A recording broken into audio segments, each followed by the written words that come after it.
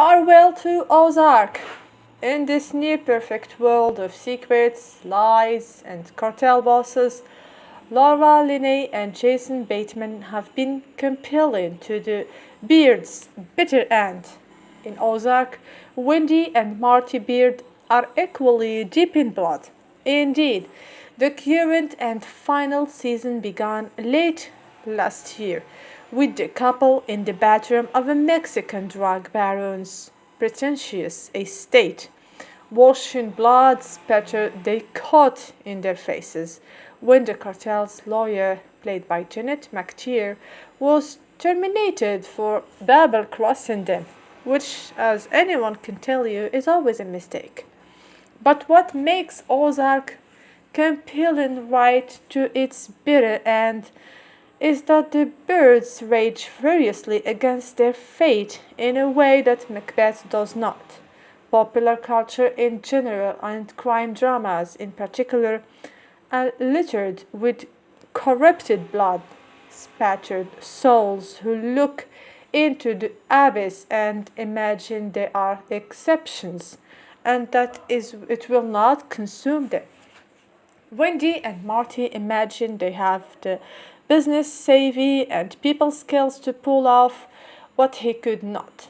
They plan to reverse in their family people career out of Ozark's sea of blood, rinse off the damned spots, return to Chicago and pass themselves off as an apple pie American family unsealed by crime.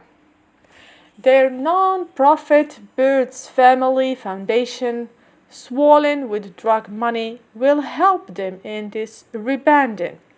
And through it, they plan to bankroll good cause as such with bitter irony. Rehab centers for heroin addicts, even though the Birds Marty, played by Jason Bateman, as a man all but emotionally lobotomized. Wendy, played by Laura Linney, as a woman unremittingly self-eluded and no less ruthless, are among the most evil couples since Burnham Wood moved to Dance in Hell.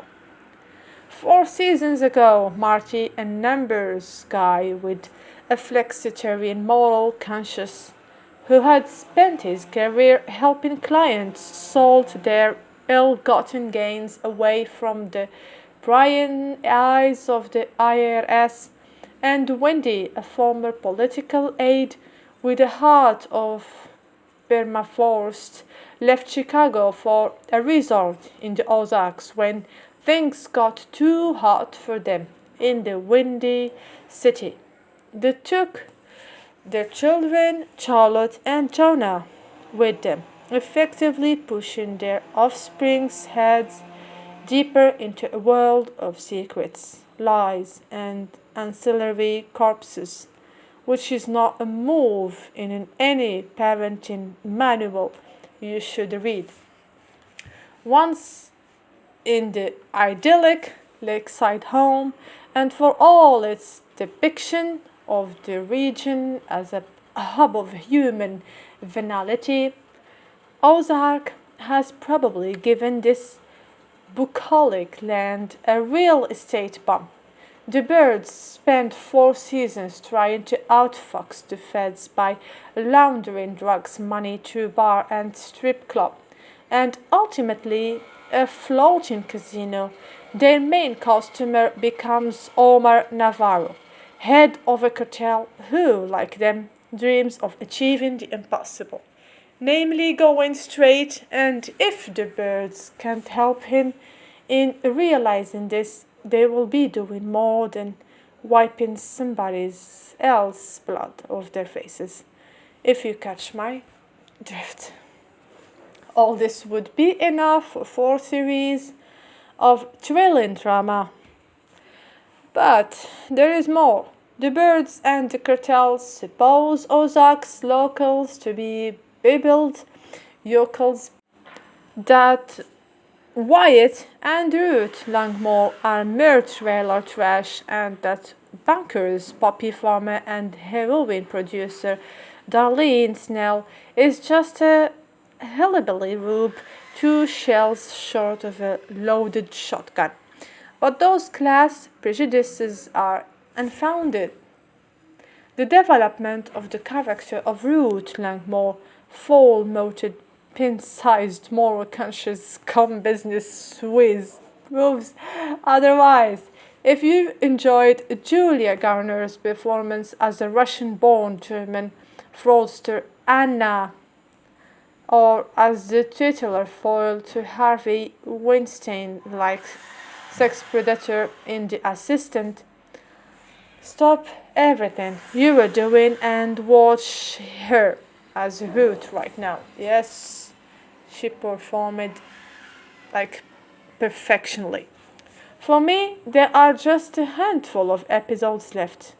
Though Netflix business model is predicted, like the Mexican cartel, unhooking you, pick a quick and keeping you in a state of lucrative dependence, I'm refusing to binge watch to the final.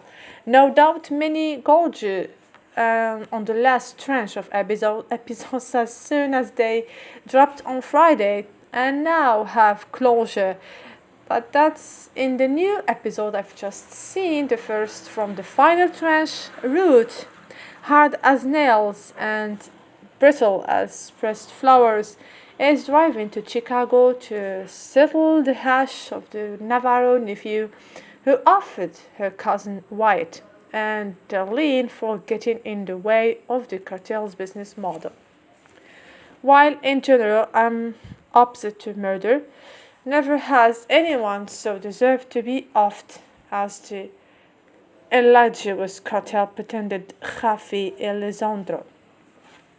As Ruth rolls into Illinois, she slips Nas's 1994 album Illmatic into her CD player as Nas rips his way to New York State of Mind. I realize why the episode is called Sleep is the cousin of Death. I never sleep, cause sleep is the cousin of Death, raps Nas, as a line borrowed from Jacobian Statham and poet Thomas Sackville by way of Nightmare on Elm Street 3. In this nocturnal episode, no one sleeps, not only for fear of Hamlet, like bad dreams, but because of the life of crime requires 24/7 vigilance. Ruth pitches up at all-night dinner and finds herself chatting to a real-life hip-hop star, Killer Mac. After paying her respects, she asks, now middle-aged Mike, whether Nas would have taught his tough earlier years in the project worth enduring because they supplies the raw material for his beautiful record. It always feels to me like he hates it and misses it all at once, says Ruth. And he's only fucking 20. Mike replies, a young, supposedly white trash man, a woman from the middle of nowhere, USA, we are to suppose feels a deep connection with a black rapper with a head full of rage. It's a perfect scene that ends as the sun rises on a fateful day in which Ruth, one of very few synthetic characters in Ozark, gets ready to avenge her beloved cousin murder. That was pretty much everything about Ozark. See you next video. Bye.